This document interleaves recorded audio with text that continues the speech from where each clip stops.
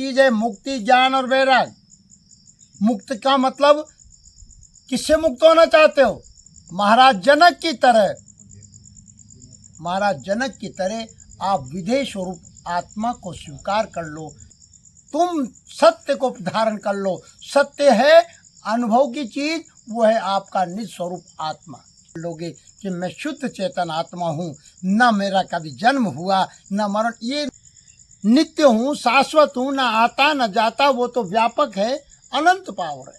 वैराग का मतलब घर छोड़ना नहीं है, बस साईं इतना दे रहा, और वो खूब दे रहा है, उसने सारी व्यवस्था कर रखी है, श्वास वो आपको दे रहा है। और कर्ता बनोगे तो निश्चित आपको मन ये कर्ता भाव में लाएगा। और 5 तत्व 3 गुण में हंसा आन पड़ी रे गांठ। आत्मा की खोज करो, सत्य को पहचानो। एक घड़ी आधी घड़ी आधी में पुनियाद, तुलसी संगत साधु की हरें कोटि अपराध। तो चलिए गुरुदेव के सत्संग में, और सभी को जय सिया राम।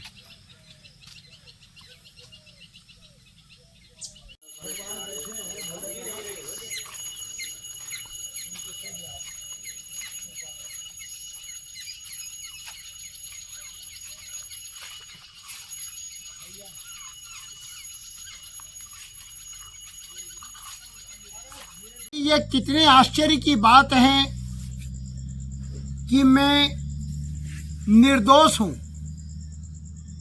और निरंजन हूँ, शांत हूँ, बोध स्वरूप हूँ और प्रकृति से अलग हूँ। अभी भी हम लोग प्रकृति शरीर मानते हैं, मन मानते हैं, बुद्धि मानते हैं, विचार, ये सब जो प्रकृति की रचना है वो तुम नहीं हो, ये सब आत्मा हो तुम, और आत्मा की विभूति है। अब महाराज जनक स्वीकार कर रहे हैं कि हे सतगुरु अष्टावक्र जी महाराज, आपकी कृपा से अब मुझे ऐसा अनुभव हो चुका है कि मैं निरंजन हूँ, शांत हूँ, बोध स्वरूप आत्मा हूँ और प्रकृति से अलग हूँ। अनुभव करो अपने आप को कि मैं शरीर नहीं हूँ, शरीर ये पड़ा, मैं अलग। शरीर तुम हो ही नहीं। अगर तुम शरीर होते तो फिर शरीर छूट करके फिर अंत्येष्टि क्यों करते? इसलिए आत्मज्ञान की बात कर रहे हैं। एक ही बात स्वीकार कर लो कि मैं शुद्ध शांत आत्मा हूँ, न मेरा कभी जन्म होता है, न मेरे कभी मरण होता है, न मुझे हवा उड़ा सकती है, न अग्नि जला सकती है, न वायु उड़ा सकती है, ना अग्नि जला सकती है, ना तीर या शस्त्र कोई मुझे छेदन कर सकता है, और मुझे कोई दुखी भी नहीं कर सकता। ना कोई आपको व्याधि छू सकती। ये सब भ्रम है तुम्हारा, मस्तिष्क की उपज, जो एक कल्पना है, विचार है, उसको मान्यता दे रहे हैं। इसलिए जीव भाव में आगे और आत्मा को भूल गए। महाराज जनक को जब अष्टावक्र सदगुरु की कृपा से आत्मबोध हुआ, वो अपना फिर अनुभव बता रहे हैं।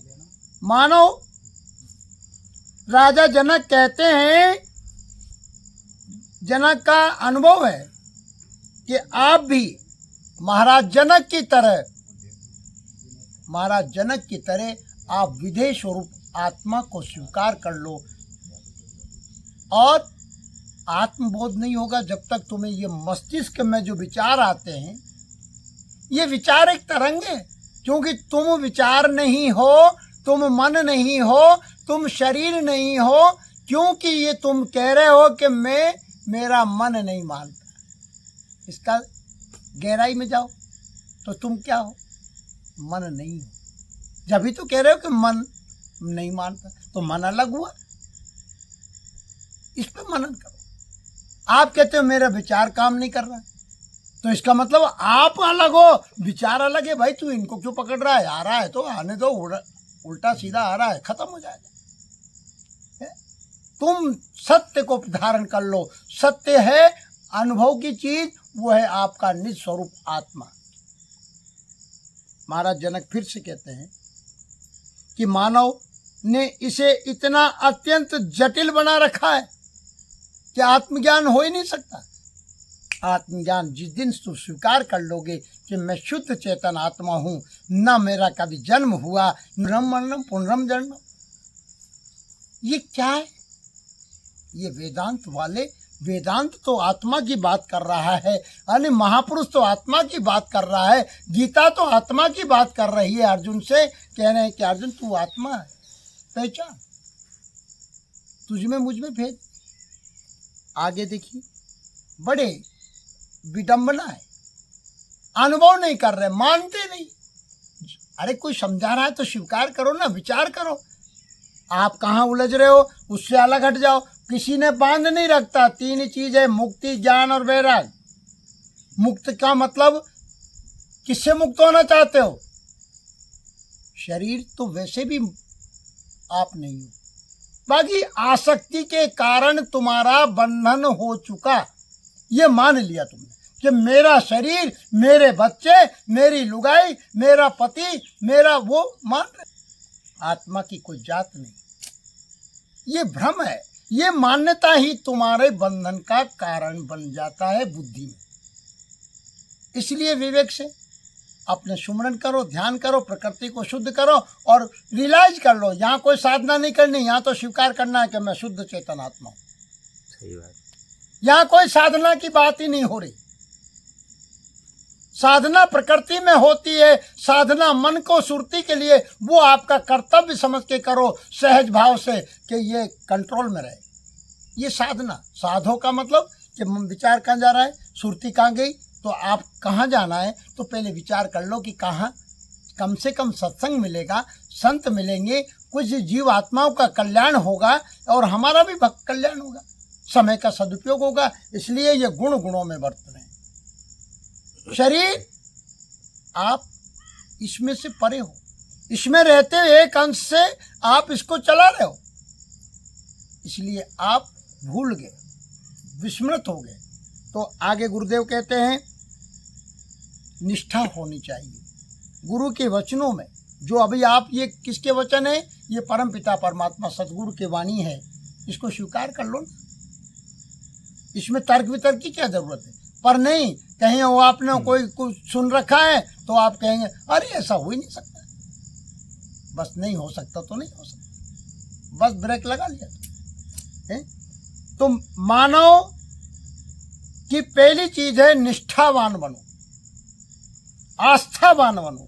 अपने ऊपर आस्था, अपने ऊपर विश्वास होना चाहिए, आत्मा हूं मैं, और आत्मा में दृढ़ संकल्प होना चाहिए, जैसा कि वेद कहता है और राजा जनक अपना अनुभव बता रहे हैं कि आस्था के बिना कोई भी सत्य का अनुभव नहीं कर सकता।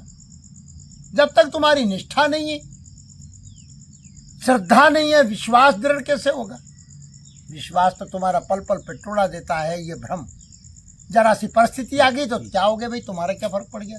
अगर कहीं मान लो हानि हो गई, तुम्हारा क्या फर्क पड़ गया? लाभ हो गया तो तुम्हारा क्या फर्क पड़ गया? लाभ में खुशी, अहंकार बढ़ा लेते हो, और हानि हो जाती तो दुखी होते हो। मैं तो दुखी हूँ साहब। क्यों दुखी हूँ? ये तुम्हारा मस्तिष्क के अंदर विचार और मन ने भाव बना लिया। ये मन ही दो सिक्कों में चलता है, कभी बुद्धि बन जाता है, कभी भाव पैदा करता है, कभी अच्छा बुरा, कभी लड़ाई झगड़ा, ये तर्क वितर्क करता रहता है। क्यों? इसका काम ही है। और आप इससे ऊपर उठो तो सुरता, यानी कि सुरता का मतलब स्मरण शक्ति, आदि शक्ति, वो उसकी परमात्मा की अंश है। वो सुरत जो भटक रही है, जो भी कबीर साहब कहते हैं, मन मतंग माने नहीं, चले सुरत के संग, सुरत विचारी क्या करे, जब अंकुश नहीं है संग। तो यहाँ ये प्रकृति को ठीक करने के लिए हमारे संतों ने चाबी बता दी कि बेटा सुमरन करते रहना, बाकी स्वीकार तो 5 मिनट ये कर लेना कि मैं आत्मा हूँ। सुबह शाम आत्मचिंतन करो, मनन करो, मैं शुद्ध चेतन शांत बोध स्वरूप आत्मा हूँ, नित्य हूँ, शाश्वत हूँ, ना आता न जाता, वो तो व्यापक है, अनंत पावर है, वो अनुभव की चीज है। और प्रकृति उस आपके ही संकल्प से, उस आत्मा के संकल्प से ये रचना है साहब। देखिए आप, और ये स्वयं यहाँ जीव भाव में आ गया, शरीर में आते ही भूल गए अपने आप को, हैं साहब हम तो तुच्छ जीव, भगवान अलग है, हम अलग हैं। जबकि भगवान आत्मा और परमात्मा में भेद ही नहीं। जिस दिन आपको ये स्वीकार हो जाएगा, ये है ज्ञान दृष्टि, विवेक से अनुभव करो। बिना कोई भी सत्य का साक्षात्कार नहीं कर सकता। सत्य से वही परिचित हो सकता है जिसमें सत्य को जानने की प्रबल आकांक्षा हो। ये है क्या, उसको जानो, आकांक्षा होनी चाहिए।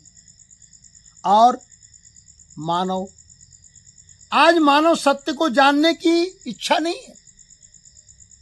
मनुष्य जीवन में आए काय के लिए, जिस कार्य को जानना था, अभी तक हम सत्य को नहीं पहचान पाए। अगर सत्य को जान लेते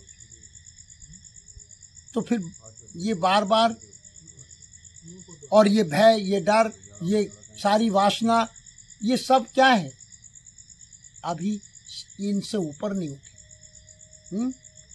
तो आगे कहते हैं मानव सत्य को नहीं जान सकता क्योंकि भौतिक सुख साधनों को ही वो उपलब्धियों को अपना कर्तव्य समझता है, वो धर्म समझता है। जबकि यथार्थ सत्य तो ये है कि ये सब तो प्रकृति का भरण पोषण का साधन है। तो ये अपना कर्म कर रही है, बाकी ये तुम्हें बांध नहीं रही, ये हम स्वयं बंध गए। स्वयं ने आपने भौतिक वस्तुएं बटोर ली और स्वयं उनमें आसक्त हो गए। अब बच्चा वो उजाड़ेगा तो भाई तुम्हारा क्या उजड़ जाएगा है? ये भूमि अगर तुमने इकट्ठा कर भी लिया, जब तक तुम सत्य को नहीं जानोगे, जब तक तुम्हें वैराग नहीं होगा, जब तक आपको वैराग का मतलब घर छोड़ना नहीं है, बस साईं इतना दे रहा, और वो खूब दे रहा है, उसने सारी व्यवस्था कर रखी है। श्वास वो आपको दे रहा है, हवा पानी आपको दे रहा है, जल की व्यवस्था उसने कर दी, प्रकृति सारी चीज दे रहा है, फिर भी उसकी सराहना नहीं। उसने ऑटोमेटिक व्यवस्था बना रखी, बाकी हम उसकी सराहना नहीं करते और बटोर रहे हैं, उस पर आधिपत्य जमाते हैं। अरे जो वस्तु परमात्मा की है, यहाँ भक्ति मार्ग में आ जाओ, उन्हें समर्पण कर दो। और ज्ञान मार्ग में तो बोध है, होश है। ज्ञान के मार्ग पर कैसे चल सकता है वो? क्यों? वैराग ये नहीं कि मतलब जो कहने की विषय होता है कि हम तो साफ साधु हैं, हम तो बाबा हो गए, या हमने भगवा पहन लिया, ये भेष से और ये इसको वैराग मत मानना। वैराग अंदर से होता है, विषय विकारों से रहित। मन में कोई विकार ना आए, कोई ऐसा दूषित विचार, काम, क्रोध, लोभ, मोह, अहंकार, ये वृत्तियां हैं। ये चित्त की वृत्तियां जब शांत हो जाएंगी, इसके लिए सुमरन करो, भजन करो, सत्संग करो। और लक्ष्य क्या है कि मैं स्वयं क्या हूँ, इसलिए पहले आत्मा को स्वीकार कर लो। साधना प्रकृति की होगी, ये सब रिलैक्स हो जाए। मन ही मतलब मस्तिष्क के अंदर जो एक विभूति है परमात्मा की, वो ऊर्जा जो आ रही है नेगेटिव पॉजिटिव, तो उसमें होश में रहो। पॉजिटिव आ रहा है और कहीं किसी का हित हो रहा है तो और आप सामर्थ्य हैं उतनी कर दो और करके भूल जाओ, फिर वापस अपने स्वरूप में आ जाओ। क्यों वहाँ पकड़ ये भी मत जनाओ कि मैंने ये करा, मैंने ये करा। आजकल ये होता है कि कोई आदमी, स्वभाव है मन का, वो जीव क्या करे, मन का स्वभाव ऐसा, ये मन करवाता है, मैंने ये बनाया, वो उसी में लगा रहता है, उसी का भजन कर रहा है। अरे भाई, जो सुकृत कर्म है परमात्मा ने करा दिया, गुरुदेव ने करा दिया, और आप तो करके भूल जाओ। अपन कर्ता क्यों बन रहे हो? और कर्ता बनोगे तो निश्चित आपको मन ये कर्ता भाव में लाएगा। और 5 तत्व 3 गुण में हंसा आन पड़ी रे गांठ, और इसका भेद जाने बिना इत उत पटको मात। ये प्रकृति है, ये प्रकृति से ही प्रवृत्ति बनती है और इसी में उलझ रहा है। और जो हमारा हृदय में जो सत्ता बैठी है, जो परम पिता परमात्मा, जो साक्षात अचैतन्य आत्मा, उसको तो हम भूलें, उसका बोध ही नहीं। तो महाराज जनक के हृदय में सत्य को जानने की एक प्रगाढ़ तड़प पैदा हुई, क्योंकि वो तो सारे वेदों को, सब ऋषियों के त्रेता युग में कितने महान संत होंगे, बाकी सब वेदांत में उलझ। ये जो वेद की चर्चा तो कर रहे हैं, पर इशारा स्पष्ट कर रहे हैं, परखा रहे हैं कि तुम आत्मा को स्वीकार करो, आत्मा की खोज करो, सत्य को पहचानो। जब तक नहीं तो ये फिर वापस अगर जो अच्छे बुरे कर्म जो बन जाते हैं चित्त में, जो फिर प्रकृति आपको कहीं ना कहीं व्यवस्था और तुम्हें कोई और जन्म भी नहीं देगा। कोई कह देगा भगवान मुझे तो अरे मरनो है साहब, ये कोई जीवन है? मानव जीवन मिला है, क्यों मरना है? तुम पहली बात तो परमात्मा कह रहे हैं, उनकी नहीं मान रहे, तुम अपने मन की लगा रहे। मरेंगे साहब, अरे आत्मा आज तक कोई मरा है क्या? ये भ्रम है। ये भ्रम कब टूटेगा? जब सत्संग होगा। जो आज चर्चा हो रही है, ये बड़ी कृपा है, परमात्मा की विशेष कृपा है कि जिन जीवों पर करवा देता है उनको खींच लाता है और एकांत में ले जाकर के ऐसी चर्चा, क्योंकि ये सब जगह बातें चर्चा करने का नहीं है। गोई तो हम पर्दा डाला है महापुरुषों ने। हाँ, माखन माखन तो संत खाते ही हैं। बाकी आगे कहते हैं महाराज जनक अष्टावक्र के उपदेशों की प्रति उनकी आस्था बनी, नहीं तो पहले तर्क वितर्क किया उनके गुरु थे बंदी नाम के ब्राह्मण, और वो जल समाधि जो हार जाता था तर्क वितर्क में, तो आजकल यही हो रहा है कि बस ज्ञान पढ़ लिया, भागवत पढ़ ली और खूब सारा बाकी किताबें पढ़ ली और बाकी कहने सुनने को ज्ञान परख लिया। इसको ज्ञान नहीं कहते। तू कहता कागज की लेखी, मैं कहता आंखों की देखी। अनुभव करो। आंखों से विवेक, वो कौन सी? इन आंखों से नहीं, अंदर विवेक जगे, और विवेक से ही जब आत्मा का साक्षात्कार होता है। आत्मा कहीं गई नहीं है, वो तो आप वहीं की वहीं आपका स्वरूप था, केवल पर्दा हटना है। जो परतें जमी हुई है विकारों की, विषय विकारों की, भ्रम की, वो परतों का संशय निवारण हो जाए और चित्त शांत हो जाए, अंतःकरण शुद्ध हो जाए। और ये भी हमने ही बना रखा है, इसने ही ये सब भ्रम डाल रखे हैं, स्वयं ने, कोई ने नहीं बांध रखे है।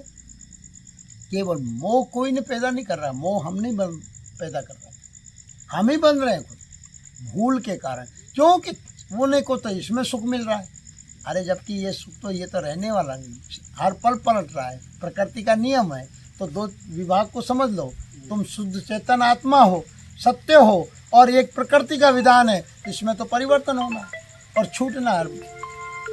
सतगुरुदेव भगवान की